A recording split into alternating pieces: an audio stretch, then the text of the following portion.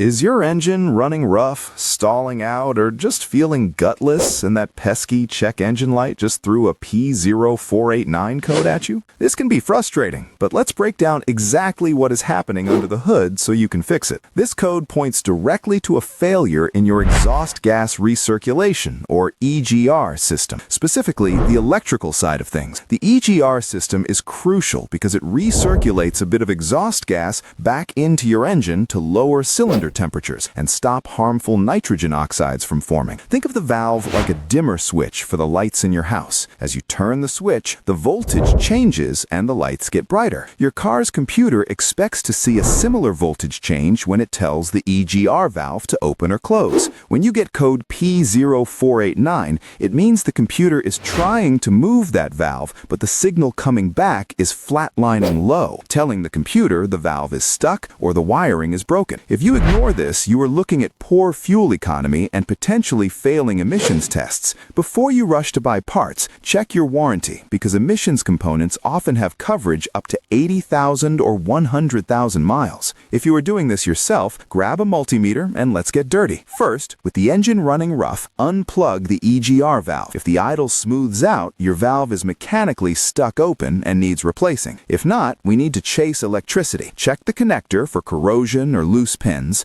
There are 5 wires here usually. The outer 2 are your power and ground, while the middle 3 act as that dimmer switch potentiometer. You want to use your multimeter to ensure you have 12 volts at the outer terminals with the key on. If you have power, you can try a cool trick with a paper clip and a jumper wire on the ground terminal. Tap the ground wire to the chassis. You should hear a solid click. If it clicks and the engine stumbles, the valve is mechanically fine, and your issue is likely in the wiring harness or, in rare cases, the computer itself. Don't throw parts at it blindly. Test that voltage first, because a simple broken wire is much cheaper than a new valve.